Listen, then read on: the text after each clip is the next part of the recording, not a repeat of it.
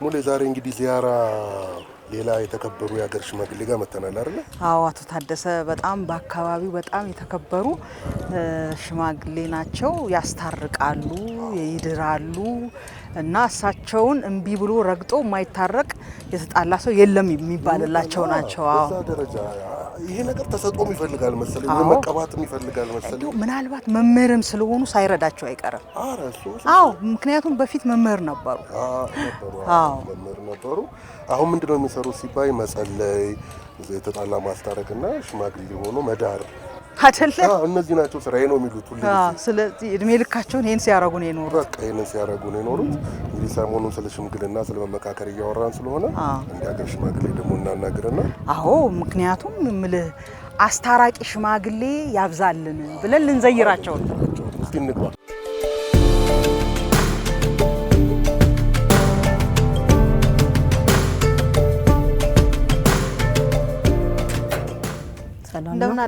ሰላም ነው። ጋሽ ታዴ ይኖራሉ እንዴ? ጋሽ ታዴ ወጣ ብሏል። ሆነ ሽምግልና አለኝ ብሏል። ጠብቃቸው ውስጥ። አዎ ግቡ። ሰላም ነው። እንዴት ነው? ጋሽ ታዴ ቢዚ ነው ማለት ነው? አይ መቼም ብዙ ጊዜ አይገኝም። ሽምግልና ነው? ንግባ ወደ ውስጥ። ደስ ይላል። ውጪው ደስ ይላል። አይ ቤት አገቡ። እዚህ ጠብቃቸው። አዎ ቤት ይሻላል። እዚህ በጣም ደስ ይላል። ግን ውስጥ አይሻልም? አይ እዚህ ላይ ከምትቀመጡ ግድ የለም።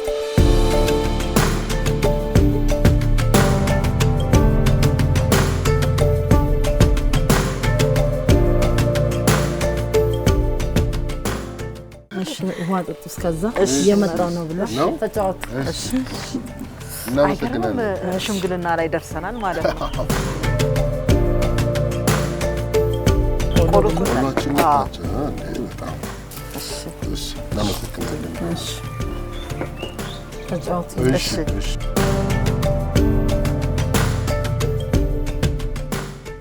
እናንተ እንደምን ዋላችሁ? ሰላም ናችሁ? ቀድመን እኮ መጣንና ተቆጣጠር ነው። እንዴት ናችሁ? ሰላም ናችሁ? ደህና እግዚአብሔር ይመስገን። እንኳን ደህና መጣችሁ። እንኳን ደህና ቆዩ። ሰላም ናችሁ? ሰላም ነው። እግዚአብሔር ሙልዬ ይመስገን። አቤት የቤተሰብ ያክል ነው የማውቅሽ። በእውነት እመኚ። እሺ ይሄ ይሻላል። አረ ቤት ግቡ።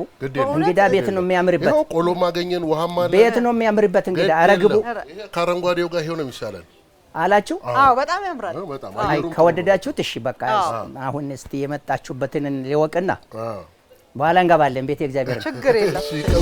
እሺ እሺ ጋሽ ታዴ አሁን መቼም አንተ የሌለበት ሽምግልና ማንም ሰው አንተ ከሌለ አንተ ስትኖር እዛ ሽምግልና ላይ ረግጦ አይወጣም፣ ሳይታረቅ አይወጣም ይባላል እና በዚህ በረጅም ጊዜ ሽምግልና መቼም እንደው ምን ይሰማሃል አንተ? እንዴት ትገልጸዋለህ ሁኔታውን? እግዚአብሔር ይመስገን ያልሽው እውነት ነው። እኔም አሁን በአሁኑ ጊዜ ከመንግስት መደበኛ የመንግስት ስራ በጡረታ ተገልዬ ያው እንደምታዩት ቤቴ ነው ያለሁት። ነገር ግን ቤት ነኝ ብዬ ስራ አልፈታው። ምን እየሰራ ነው ይሉኛል። 3 ስራ አለኝ። ይሄ ራሱ በቂ ነው። ጸልያለሁ፣ ለኔም ለሀገርም ለቤተሰብም ለሁሉም እጸልያለሁ በእኔ አቅም እግዚአብሔር ይስማኝ እንጂ። ሌላው ደግሞ ይኸው ማስታረቅ ነው። ሰው አውቆም ሳያቅም ይጋጫል። ይሄ ሸምጋ ይፈልጋል፣ ገላጋ ይፈልጋል እና አንዱ ሁለተኛው ስራ ይሄ ነው። ሌላው ደግሞ የደረሰን ሰው ተወልዶ ሰው መቼስ ህይወት ካለው በህይወት ካለ ጋብቻና ሞት አይቀርም ይባላል። ያው ሸምግዬ እየደራለሁ እና በጣም ነው ደስ የሚለኝ። እግዚአብሔር ይሄን እድሜ ሰጥቶ ይሄን ጊዜ ሰጥቶ ለዚህ ስላበቃኝ ለምን ራሴን እደብቃለሁ? ፈቃደኛ ሆኜ ነው ለዛ። ግን በጣም ይሳካልሃል ነው አይተባለው። በጣም እውነት ነው። ሽምግልና ተሰጥኦ ይፈልጋል፣ መቀባት ይፈልጋል። ሁሉም ሰው ሽማግሌ መሆን አይችልም። አሁን አንዳንዱ እንደውም እንደኔ ያለው ዘንቁል አሸማግል ብሎም ደግሞ አበጣብጦም ይመጣል። እውነት ነው። አሁን አንተ ግን በጣም ይሳካልሃል። እውነት ነው። በጣም ይሳካልኛል። የትኛውንም ሄጄ ተገኝቼ የምታረቀውን ሳላስታርቅ ለጋብቻም ደግሞ የጋብቻውን ጉዳይ ሳልጨርስ ተመልሼ አላውቅም። እግዚአብሔር የተመሰገነ ይሁን። በጣም ነው የሚሳካልኝ። እውነት ነው። ግን ማን ነው የሚነግራችሁ? እኛ እንዳልከው ገና ብዙ እንጠይቃለን። እንደውም እስቲ አሁን መስፈርቱን ንገረኝ። አሁን አንድ ሽማግሌ ብቁ ነው የሚባለው ምን መስፈርት ያስፈልጋል? መጀመሪያ ፈቃደኛ ሆኖ መገኘት፣ ራስን ለዛ ማዘጋጀት በቃ አደርጋለሁ። ይሄ ጉዳይ የኔ ጉዳይ ነው፣ የሀገር ጉዳይ የኔ ነው። ሰው እኔ እያለሁ ተጋጭቶ ለእንግልት፣ ለእንክርት፣ ለኢዳ፣ ለጣጣ፣ ለወጪ ከሚዳረግ እኔ ባጭሩ ፈትቼ ሰውን ሰላም አብሮ እንዲኖር በሰላም አብሮ እንዲኖር ማድረግ ይመለከተኛል ብሎ መወሰን ነው። ቁርጠኝነት ነው። ቁርጠኝነት ነው። ከዛ በላይ ደግሞ የእግዚአብሔር ስጦታ አለ፣ ልምድም አለ። አሁን እኔ አባቶቼን አፈር ልላቸውና ልጅ ሆኜ ሽምግልና ሲቀመጡ ይጠሩኛል። ና ቁጭ በል ተመልከት፣ እኛ የምናደርገው ነገር ነገ ያንተ ዕዳ ነው ይሄ ነገር ብለው እየጠሩ ማዕከላቸው ያስቀምጡኛል። ተላምዷል፣ ከሰውነቴ ጋር ተላምዶ ተዋህዷል። ስለዚህ አሁን እኔ ሰውናና አሻማገልም ብሎ እስኪጠራኝ አልጠብቅም። እዛ ጋር የሆነ ነገር ተከስቷል ተብሎ ፍንጭ ካለኝ ራሴ ሄጄ ሮጬ ሄጄ ታረቁ በሉ፣ ሰው ቁጠሩ፣ ሰው ጨምሩልኝ፣ ትታረቃላችሁ። ለምንድን ነው የምትንገላቱት? እኛ እያለን ብዬ ነው የምለው። እና እውነት ነው። ማስታረቅ እኮ ማለት ለህሊና ለራስ ለሚያስታርቀው ሰው ለህሊና ትልቅ እረፍት አለው። ልክ ነሽ። እንደው ጋሽ ታዴ አሁን በሽምግልና ሂደት ውስጥ በጣም የሚያስቸግር ነገር ምንድን ነው? አስቸጋሪው ነገር ምንድን ነው? አንደኛ ሰዎች ፈቃደኛ ያለመሆን፣ ለሽምግልና ራሳቸውን ያለማዘጋጀት። ሁለተኛው ደግሞ በዛው ከዛ ጋር ተያይዞ እኔ ያልኩት ነገር ካልተወሰነልኝ ባይነት ሽማግሌ የሚፈርደው የሚወስነው ብዙ ነገር አለ እኮ። ሽምግልና ስትቀመጥ ዝም ብለህ አትቀመጥ፣ ትጸልያለህ። እግዚአብሔር ማዕከላችን ተገኝተህ ይህንን ጉዳይ ከኛ ጋር ፍታ ብለህ ትጸልያለህ። የሰው ስራ አይከወንም፣ ያለ እግዚአብሔር ፈቃድ አይከወንም። እና እግዚአብሔርን ጠርተህ በማዕከላችን ተገኝ፣ ይህን ጉዳይ ልንፈታ ብለን ነው፣ ይህን ስራ ልንሰራ ብለን ነው ብለህ ጸልየህ ትቀመጣለህ። እግዚአብሔርን መካከል አስቀምጠህ ለአንዱ አድሎ አትፈርድም። የሽምግልና ስራ የሽምግልና ተግባር ፈቃደኝነት ነው። ፈቃደኛ መሆን፣ አስታራቂውን ፈቃደኛ ሆኖ መገኘት አለበት። በፈቃደኝነት በሙሉ ልብ ሆደ ሰፊ ሆኖ እስከ መጨረሻው ችሎ የሚተረትም ነገር ታለ ተርቶ እስከ መጨረሻው አስታርቆ ለመሄድ ውሳኔ ማድረግ አለበት፣ መወሰን አለበት። ታራቂውም ራሱ እንግዲህ ሰው ካስቀመጥኩ በኋላ ሰው ያለኝን ሰው አለኝ ማለት እግዚአብሔር አለ ነው ብሎ አምኖ ራሱን አዘጋጅቶ መጥቶ ተቀምጦ ካንተ ጋር በል ካስ ስትለው የሚክስ ከሆነ ተካስ ስትለው የማይካስ ከሆነ ይሄ ከባዱ ነገር በሽምግልና ውስጥ ይሄ ነገር ነው። በእኔ እይታ ማለት ነው። ምንድነው የተበደልከው? በልተናገር። ተበዳይ ወይ ከሷል ወይ ወቅሷል ፍንጭ ታያለ አይደለም እንዴ? እሱን ትመጣ ታስቀምጥና መቼስ ከዚህ ተበዳይ ነኝ ማን ነው? ቀዳሚ ተበዳይ ነኝ ማን ነው? ባይ ማን ነው ብለህ ትጠይቃለህ። ከዛ እኔ ነኝ በል የተበደልከውን ነገር ተናገር ትላለህ። አንድ በአንድ ሳይደብቅ ይነግርሃል። ይሄው እንዲህ ብለዋል። ቁጭ ብሎ እየሰማን ታራቂው ቁጭ ብሎ እየሰማን አንተስ ምን ትላለህ ትለዋለህ ግልጽ። እሱም ደግሞ አጥፍቶና ጥፋተኛ መሆኑን በዳይ መሆኑን ቶሎ ካወቀልህ አዎ ልክ ነው እክሰዋለሁ ይላል። ክፈሉ የተባልኩትን እከፍላለሁ ይላል። አንዳንዱ ደግሞ ያንገራግራል። ለብቻ ታስቀርና ያንን ጉርጉረ እሱ ያለውን ነገር ጉርጉረ አበጥረ ታወጣል። አውጥተህ ሰዎቹን ያጋጨውን ነገር ታወጣና ቁጭ ታረጋል። ይሄ እናንተ ግጭት መንስኤ ይሄ ነው ሆኖ አግኝተናል። ይሄ ደግሞ እውነት የማን ነው ትላለህ። ይሄ እውነት የገሌ ነው የሚኪ ነው። ሚኪ ተበድለሃል፣ በቃ ተበድለሃል። ይሄንን በደል ካሳን ቆርጥልሃል፣ ዕዳ ይከፍልልሃል። ወጪ ያረከው ነገር ካለ ወጪ ይተካልሃል። ታረቅ ትለዋለህ። ከዚያ አዋቂ ከሆነ እሺ ትክሳለህ። እሱን ደግሞ መልሰህ ማለት ነው ትክሰዋለህ። ሽምግልና ማለት እኮ እርቅ ማለት ነው። ማረቅ ማለት ማከም ማስተካከል ማለት ነው። ሰውም ደግሞ አይምሮውን ነው የምታስታርቀው። መጀመሪያ ከራሱ ጋር እንድታረቅ ነው የምታረገው እንጂ እንዲሁ ከሰው ጋር ታረቅ ብለህ ከራሱ ጋር ያልታረቀውን ሰው በደሉን ጥፋቱን ያላወቀውን ሰው አንተም ተው ማለት አረምን ከታች እንደመንቀል ከላይ ቆርጦ መሄድ ማለት። የሚገርመው ነገር ህዝቡ የሽምግልናን የባህሉን ይመርጣል። ምክንያቱም ለምንድነው? ከፍተኛ እምነት አለው በአባቶች ላይ። በእነዚህ ሽማግሌዎች ላይ እምነት ስላለው አይደብቅም በደሉ። እነሱ ጋር ሲቀርብ ምንም ወደ ኋላ የሚለው ነገር የለም። ማውራትም መተንፈስም ሕክምና ነው። ስለዚህ ታክሞ ታርቆ ነው የሚሄደውና ይሄ ትልቅ ነገር ነው። እስቲ ወደ አሁን አንተ እድሜ ልክህን እንግዲህ አብዛኛውን እድሜን ሽምግልና ላይ ቆይተሃልና አሁን ከበፊቱ ሽምግልናና ያሁኑ ልዩነት አለው እንዴት ነው? አለው ልዩነት አይቻለሁ ብዬሻለሁ አይደል? እኔ ከአባቶቼ ጋር ከአያቶቼ ጋር አያቶቼ መቶ ምናምን ዓመት ኖረው ከዚህ ዓለም የተጓዙ አያቶች አሉኝ። ከነሱ ጋር ሆኜ መጀመሪያ ሲመለከት ምልከታ ነበር ወይ መጀመሪያ ስራዬ ሲመለከት ወደ መናገር ወደ መሳተፍ ገባው እና ያሁኑና የዛን ጊዜ ልዩነት አለው። ብዙ ልዩነት አለው። የሆነ ምሳሌ ልንገርህ።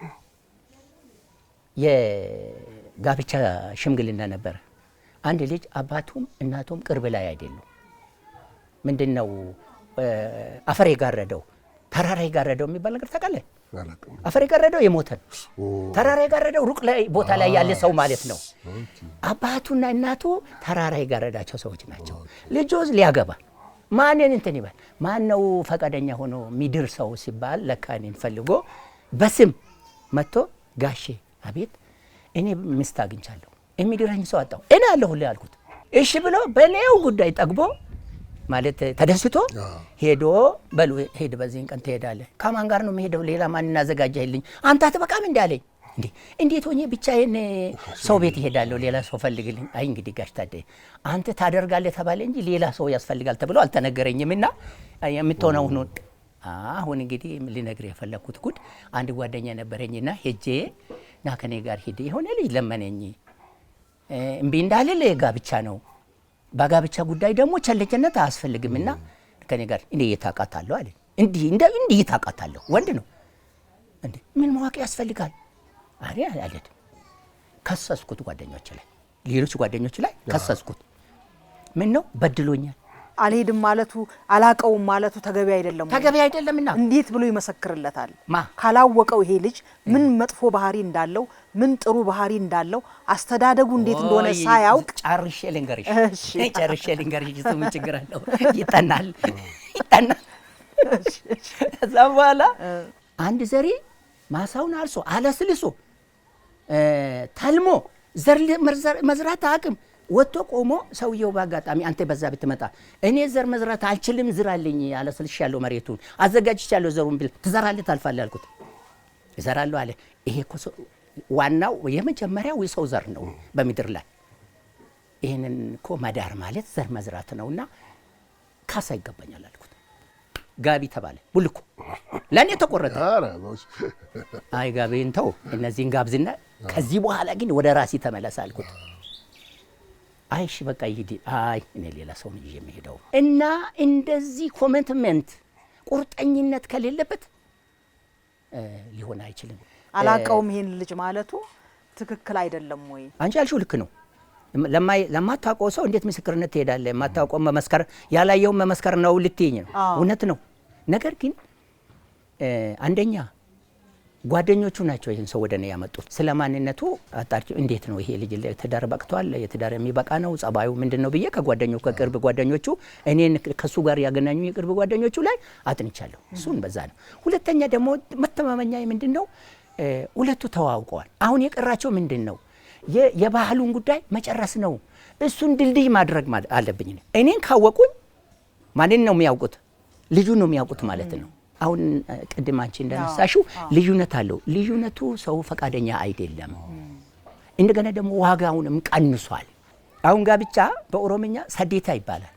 በአፋን ኦሮሞ ሰዴታ ማለት 8 ከሚለው ቃል ይመጣል። ሰዴት ተረዳሽ? 8 ጊዜ ሚልስ አለ ማለት ነው። ልጅቱ ቤት መጀመሪያ ሄደው ከጀመሩበት ጊዜ ጀምሮ 8 ጊዜ ይመላለሳሉ። ሄዶ በር ላይ ቆሞ መመለስ አለ። በሁለተኛ ቀን አይተናቸው ለሚባለው ነገር ታውቃላችሁ አይደል? አይተናቸዋል ሂዱ አዎ ይባላል። መጀመሪያ ከበር ነው የምትመለሽው። በር ላይ መመለስ አለ። ቤት መግባት አለ። ብቅል የሚባል ነገር አለ። ሀብል ማድረግ ሀብል ቀለበት ነው በባል የሚደረገው እንጂ በእኛ ባህል ሀብል በአባት ነው በልጁ አባት ነው የሚደረገው። እንታ ወይ በልጁ እናት ሀብል አው ትልቅ ሀብል መስቀል ይባላል። ያንን ይጠለቅላቸዋል። በማን ነው? በእናት በልጁ እናት ወይ አባት ነው የሚጠለቀው። ድግስ ተደርጎ ከዛ በኋላ እንዴት ከረማቸው በምን ከረማችሁ ጥያቄ አለ። መስከረም ሲመጣ ሲባል ሲቆጠር 8 እና ከ8 በላይ ሰዴት ሆነ ማለት አዎ ሰዴታ ይባላል። እና አሁን ያ የለም። አንደኛውንም ራሱ ሄደው ሲደርሱ ሞተው ተማሙተው ነው ሰዎች እንግዳ ሰው የሚያድልሽ ስትሄጂ ሚዛ ያለው ነገር ታውቃላችሁ። አቀባበሉ ምኑም መሰላቸት አለ። ለባህላዊ ነገር ለባህል ለወግ ለስርዓት ቦታ ያለ መስጠት አለ። ባህል ይሄ ነው፣ ወግ ይሄ ነው ነገር አሁን ግን እየታከመ ነው። አሁን እንደማየው ማለት እየታከመ እያከምነው ነው። እምቢ ያልነ ወጣቱ በፊት ዝም ብሎ ታይዞ ከመንገድ መሄድ እንኳን ሙሉ የሚኖርሽ ቅድም ልጁን ታውቃለህ ወይ ላልሽ ጣልፎስ ወስዶ ከመሄድ አባትና ታውቆ ቢወስዳተሽ አንተ ጸልይ ስለሆነ ሁሉ ነገር የምትሰራው በእምነት ሁሉ ነገር ይሳካል። ለዛ ሌላ እንትንም ይመስለኛል ጋሽ ታዲያው መምህር ነበረ። መምህርነትህ ለሽምግልናው ጠቅሞሃል? እዛ ሲሸመግል ሲዳኛ አይደለም የሚውለው ተማሪው አይደል? እና ምን አይነት አስተማሪ ነበር? በጣም ጥሩ አስተማሪ። ይመስለኛል። በጣም ምቹ ግን ቆጣለሁ። ኧረ ሲቆጣ አልመችም፣ አያምጣም። ለልጆቼ እባካችሁ አታስቆጡኝ፣ እኔ ሲቆጣ አልመቻቸውም እያልኩላቸዋለሁ። ከተማሪዎችህ የዳኛቸው የሉም? ያስታረካቸው ምን ቁጥር ስፍር አለው? ምን ቁጥር ያውም እኮ የኛ ያስተማሪ ዳኝነት እኮ ከሌላው ዳኝነት በጣም የላቀ ነው። ተማሪዎች አድገው ተጋብተው ተጣልተው እዚህ ለሽምግልና አንተ ጋር አይመጡ አሉ አጋጥመውኛል። በእውነት አጋጥመውኛል። በተለይ የሰርግ ላይ በእርግጠኝነት አብዛኞቹ እንዳርኩ እንግዲህ እድሜ ልክህን ከመምህርነት ጀምረ አሁን ጡረታ ደግሞ ከወጣ አሁን እኮ የሙሉ ጊዜ ስራ ሆነ ሽምግልና ማሸማገሉ። አንተስ ጉዳይ ገጥሞ ሽማግሌዎች ሰብስበህ ታውቃለህ ወይ? በእኔ ጉዳይ በአንተ ጉዳይ መቼም ሰው ሆኖ የማይጋጭ የለም፣ እግርና እግር ይጋጫል ይባላል አይደል? እና እንዴት ነው አንተስ በአንተ ጉዳይ ሽማግሌ ተሰብስቦ ያውቃል ወይ? አዎ እኔው ራሴ ነኝ ሽማግሌ የሰበሰብኩት። ኧረ ከወንድሜ ከአጎቴ ልጅ ጋር ተጣላን። ጉዳዩ ቀላል አይደለም። ከእናቴ ጋር በተገናኘ ነው። እኔ እዛ አልኖርም። ይሄ ይዞታ ጉዳይ አለ አይደል? የመሬት ጉዳይ ነውና በእናቴ ጉዳይ ሄጄ ቤተሰብ ዘመድ ነበረ ሰበሰብኩ። ተሰበሰቡ፣ መጡ። ይሄውና አልኩት። መንገድ ዘግቶ ምን እንዳልኩት ታውቃላችሁ? በሽማግሌ መካከል መሬቱ ይቅር እንደፈለገ ይሁን፣ ይሄ መንገድ አባቴ ይሞታል፣ አባቴ ሲሞት የአስከሬን መውጫ የለውምና ይሄን የዘጋው መንገድ ክፈት፣ ይሄን ብቻ አድርጉልኝ ብዬ ተውኩ። ደነገጠ። አባቴውም ተቀምጧል እየሰማ ነው። አጎቴ አሳደገኝ አጎቴ ማለት ነው። አባቴ ሲሞት የአስከሬን መውጫ የለንም፣ አንተ የዘጋው ለእናቴ ነው፣ ግን በአባቴ ላይ እየዘጋ ነው፣ ጅል ነህ ብዬ አሁንም ዛሬ ተናገርኩት። ወዲያው ነው አስከፈቱ። እኔ የምፈልገው ጥል ያመጣው ነገር ያ እናቴን እንዳትወጣ አደረገ፣ ከግቢ ማለት ነው። እና አለ ስትታረቅ በምን እንደምትታረቅ ሳታክስ ሽምግልና አትቆጥር። አንተም ራስህ ብዙ ነገር አለ እኮ አሁን ሽምግልና ብለን የምንለው እንዴ ጉዳዩ በአንድ ቦታ ላይ ካልተቋጨ በቀል ይፈላለጋል። በቀል እኮ ነው የምታስቀረው። ሟቹ ልጆች ካሉት ልጆቹ ትንንሾች ከሆኑ ላም ይገዛል፣ የሚታለብ በሬ ይገዛል፣ የሚታረስበት አራሽ ገበሬ ይቀጠርለታል። መሬት ከሌለው የሚታረስ መሬት ያ ሰውዬ ገዳይ መሬት ይገዛል ለልጆቹ፣ በእኛ ማህበረሰብ ማለት ነው። ሽምግልና ይሄንን አለው። አሁን ሽምግልና ውስጥ መነጋገር፣ ቁጭ ብሎ ረጋ ብሎ መወያየት፣ ተሰብስቦ መመካከር አለ። እሱ ደግሞ አሁን ወደ ሀገር ደረጃ ከፍ ብሎ መመካከር ላይ እናተኩር፣ መጀመሪያ እንወያይ፣ ተመካክረን አንድ መፍትሄ ላይ ሰላማዊ መፍትሄ ላይ እንደርሳለን ተብሏል አይደለ? አንተስ ምን ትላለህ ስለሱ? በሽምግልና ማለት ነው። የግጭት አፈታት በኔ ማለት ነው 3 ደረጃዎች አሉት። ውይይት ህዝባዊ ነው፣ ሰፋ ይላል። በኔ እውቀት ማለት ነው። ብዙ ሰው ያሳትፋል። ብዙ ህዝብ ተሰብስቦ ነው የሚወያየውና እሱ ምን ይፈልጋል? ውሳኔ ይፈልጋል። ቀጣዩ ምክክር ነው። አሁን የምንለው አሁን አገሪቱ ይዛ ያለችው ማለት ነው። ምክክር በምንድን ነው? በሚሸፍነው ኤሪያ ልክ ተወካዮች ይመጡና ቁጭ ብለው ይመክራሉ። እነሱ ደግሞ ምን ይላሉ? የዚህ ችግር መፍትሄ ምንድነው ብለው ነው የሚመካከሩት። ምን ብናደርግ ይሻላል ይሉና አንዱን ያነሳሉ፣ አንዱን ይጥላሉ። በኋላ ምንድነው የጋራ ስምምነት ይፈጥራሉ ማለት ነው። ሌላው ይሄ አሁን የምናወራው ሽምግልና ራሱም በሁለት ነው የሚከፈለው። የምን ሽምግልና? የእርቅ ሽምግልናና የጋብቻ ሽምግልና ነው። አሁን አገኘሽ መዋቅሩን? አሁን እስቲ ምክክር የሚለውን ነገር እናንሳ። ምክክር በነገሩ ማን አመነ ማን አላመነበት የሚለው ነገር ሌላ ሆኖ ግን አገሪቱ ከምክክርና ከምክክር ውጪ ለዚህ ሀገር ችግር ለዚህ ሀገር ግርግርና ጭቅጭቅ መፍትሄ የለም ብላ መወሰኗ ልክ ነው ነው የምላችሁ። ያስፈልጋል አያስፈልግም ሌላ መድኃኒት የለም። ምክክር ውይይት ቁጭ ብሎ ጉዳይን ይሄ ነው ብሎ በተረጋጋ መንፈስ የኔ ሐሳብ ይሄ ነው አምጣ ያንተን ሐሳብ ማዕከላዊ ቦታው ይፈልግለታል። የኔና ያን ወይ ያንተ ሐሳብ ልክ ሊሆን ይችላል ወይ አንተ የምትናገረው ነገር ልክ ሊሆን ይችላል። ለዚህ ደግሞ ተረጋግቶ ነገርሻል በልበ ሰፊነት በሆደ ሰፊነት በትዕግስት ቁጭ ብሎ መወያየት ምርጫ የለውም። በቃ ልክ የኛን ቤተሰባዊ ችግር የአካባቢ ችግር የጓደኛ በጓደኛና በጓደኛ መካከል ያለውን ችግር በሽምግልና እንደምንፈታ ሁሉ የሀገሪቱን ጉዳይ በምክክርና በምክክር ካልሆነ በስተቀር አሁን አንዳንድ ቡድኖች ይሆናል ብሎ በሚሉት እኔ ስም አልጠራ በሚያስቡት መንገድ ከቶም ሊሆን አይችልም። ለምን ቂም ውስጥ ተገባ፣ ቅድም ያለው ነገር ውስጥ ተገባ፣ ቁርሾ ውስጥ ተገባ፣ እልክ ውስጥ ተገባ። ማን ነው እልክ የማይዘው? እልክ ከመጣ አምጣ እንጂ አንተንም እልክ ይዘሃል በቃ። ስለዚህ አዎ መድኃኒቱ ውይይት ነው። አዎ መድኃኒቱ ምክክር ነው። መድኃኒት የማይሆነውን ደግሞ መድኃኒት ብለን መናገር አንችልም። አሁን ይሄ ቅጠል የጌሾ ቅጠል ለጠላ እንጂ ለምች ይሆናል? ለምች መድኃኒት እንዲሆን ዳማከሴ መፈለግ አለብሽ። እና ይሄ ነው በኔ በጣም እናመሰግናለን። ሐሳብ ነው። በጣም እናመሰግናለን። እንኳን መጣን አይደል? እንኳን መጣን፣ እንኳን አወቅን ጋሽ ታዴ በደንብ በአካል ማለት ነው። አክብራችሁ አለ ሽማግሌ ባገር ብላችሁ ብላለች አሉ እኮ ልጅቱ። የታለ ሽማግሌው አስታራቂው ነገር አዋቂው ብላለች አሉ ልጅቱ። ሚድራት የሚገላግላ ሲጠፋ እኛም እኮ ስንመጣ አስታራቂ የሀገር ሽማግሌዎችን ያብዛልን ብለን ነው እንዘይር የመጣ ነው። የምታደርገው ነገር በጣም በእግዚአብሔርም በሰውኛም በጣም ደስ የሚልና የሚያስመሰግን ነው። ለማንኛውም ወረፋ ያዝልና ይያዝልን። ወይ ደግሞ ልጆቻችሁ ሲያገቡ እንደዛ በቃ ወንድም እህትም ካላችሁ በእውነት እኔ ከልቤ እግዚአብሔር እድሜና ጤና ይስጥልናል። ተባረክ ያክብርልን፣ ክብረት ይስጥልን። ተባረኩ። አሜን። እንጸልይ። እንጸልይ። በሰላም ያዋለን አምላክ በሰላም ያሳድረን። እግዚአብሔር ሀገራችንን ሰላም ያርግልን። እግዚአብሔር ሕዝባችንን ሰላም ያርግልን። እግዚአብሔር ፍቅር ይስጠን፣ የሰጠንን ፍቅር ያጽናልን።